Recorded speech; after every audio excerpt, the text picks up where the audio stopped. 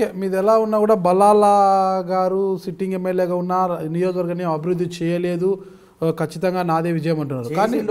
కానీ అవన్నీ ముస్లిం బస్సులనే చేసినారు. ఓకే, ఒక మతానికి మాత్రమే, ఒక మతాన్ని కేంద్రంగా చేసుకుని ఆయన పాలన చేశారంటారు. ఓకే, అయితే ఇప్పుడు ముజఫర్ గారు వచ్చారు. ముజఫర్ గారు టీడీపీ అభ్యర్థి అయినప్పుడు మహాకూటమి నుంచి వచ్చారు. దాన్ని Congress party, TDP, Telangana Janasamithi TJS, Telangana Inti party, CPI, ఇన్ని పార్టీల కూటమితో ఏర్పడిన పార్టీ నుంచి ముజఫర్ గారు వచ్చారు. ఇంతమంది మద్దతు ఉండగా ముజఫర్ గారికి లేని బలం మీకు ఎక్కడి నుంచి వస్తుందంటారు? సరే, ఇది మహాకూటమి అనేది కేవలం మలక్పేట్కే ఒక్కదానికే మీరు టార్గెట్ చేసి చూడకండి.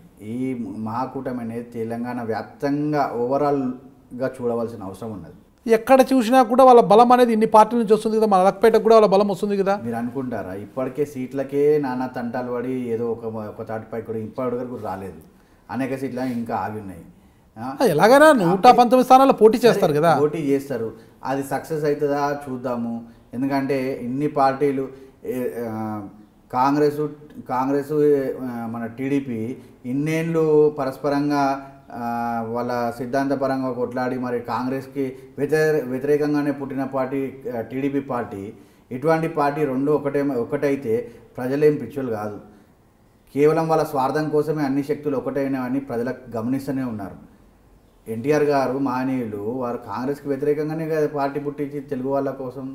మరి ఇటువంటి నేపథ్యంలో వీళ్ళిద్దరూ ఒకటయ్యి మేము స్వార్థం కోసమే కేవలం ప్రభుత్వం స్థాపించడానికే ఒకటయ్యాని అన్నది ప్రజలకు తెలుసు. కాబట్టి అది ప్రజలు ఖచ్చితంగా వాళ్ళకి ఏం చేయాలనేది నిర్ణయిస్తుంది. అయితే ఇప్పుడు కాంగ్రెస్ పార్టీ టీడీపీ పొత్తులు పెట్టుకోవడం తప్పంటారా మీరు? ముమ్మాటికి తప్పే.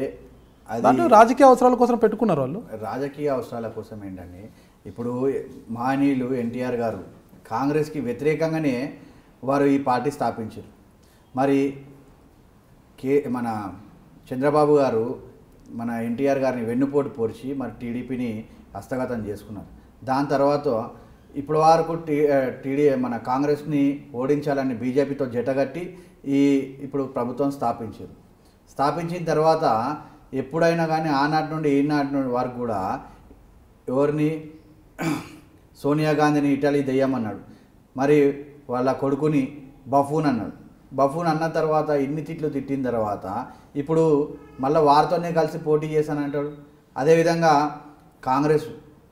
కాంగ్రెస్ మేము శూరులం, మేము ధీరులం, మేము ఖచ్చితంగా మాకు శక్తి ఉన్నది, మేము ఖచ్చితంగా ఇప్పుడు గెలవబోతున్నామని అంటారు. మీకు అంత బలం ఉంటే 4 పార్టీలు 5 పార్టీలతో మీరు పొత్తు పెట్టుకోవడం ఏంది? సింగల్గా రండి, మేము ఇండివిజువల్గా ఉన్నాం. మాకు ఏంది మీరు మైకుల ముందు కూర్చొని ప్రెస్ ముందు కూర్చొని చాలా పెద్ద పెద్ద మాటలు మాట్లాడతారు. బీజేపీకి బలం లేదు, ఏం బలం ఉన్నది, బలం లేదు అని అన్నప్పుడు అయినా కానీ మేము ఒక్కరం నిలబడ్డాం. ఏ విధంగానైతే సింహంగా వస్తుంది, మిగతా వారు గుంపులుగా వస్తారు. ఆ విధంగా మేము సింగల్గా ఉన్నాం. మేము ఎవరితో జతగట్టలేదు. మీరు ఇన్నిగనం పార్టీలు ఎవరో సూర్యులు ధీరులు ఒక్కొక్కరు ప్రభుత్వం 10 సంవత్సరాలు, ఒకరు 40 సంవత్సరాలు పార్టీ గవర్నమెంట్లో ఉన్నోళ్ళు మీ అందరు కలిసి వస్తున్నాం, మేము ఎదుర్కొంటున్నాం కదా సింగల్గా. మీకు ఇంకా బలం ఎక్కడిది? ఈ స్టేట్లో మీకు అంత బలంగా ఉన్నారంటే మీరు ఇండివిజువల్గా వచ్చేది ఉండే. ఇది స్వార్థం కోసము ప్రజలను మభ్యపెట్టి మోసగించే విధానం వీళ్ళది. కాబట్టి అంత మీకు బలం ఉన్నట్టయితే ఇండివిజువల్గా వచ్చి కొట్లాడేది ఉండే, మీ విధానం చెప్పేది ఉండే.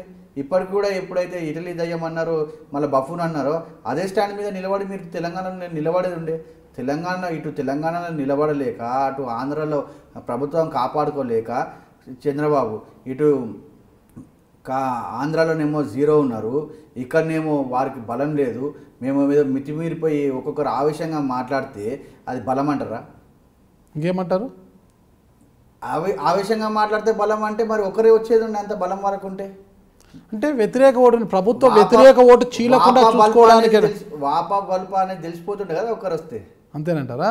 కానీ ప్రభుత్వ వ్యతిరేక ఓటు చీలకుండా ఉండడానికి మేమంతా ఏకమయ్యామని చెప్తున్నారు కదా వాళ్ళంతా కూడా మహాకూటమి నాయకులు. మీరు మీ శక్తి చూపించుకొని మీకు అంత ప్రభుత్వం చేసేది ఉంటే పోస్టల్ లైన్స్ ఎలక్షన్ తర్వాత వచ్చి మాట్లాడుకునేది ఉండే. చీలిపోవాలి, ప్రభుత్వాన్ని పాడేయాలి అనేది కాదు కదా. మీకు అంత శక్తి ఉంటే ఇప్పుడు ఏదో మాట్లాడుకొని లేకపోతే అన్ని జతగట్టాల్సిన అవసరం ఏమొచ్చింది? ఇవన్నీ ప్రజలు గమనిస్తున్నారు. మీరందరూ కూడా ఐ డ్రీమ్ ఛానల్ని సబ్స్క్రైబ్ చేయాలని కోరుకుంటున్నాను. I'm Sucharita, home minister of Andhra Pradesh. For more videos subscribe iDreams. మీ Chirla Jaggireddy MLA Kothapeta. For more videos please subscribe iDream. For more videos, please subscribe iDream. నేను మీ Jakkampudi Raja. For more videos please subscribe iDreams. I'm Revati Chaudhary. For more videos, please subscribe iDream. For more videos, please subscribe to iDream. For more videos, please subscribe iDream.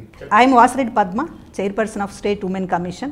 For more videos, please subscribe iDream.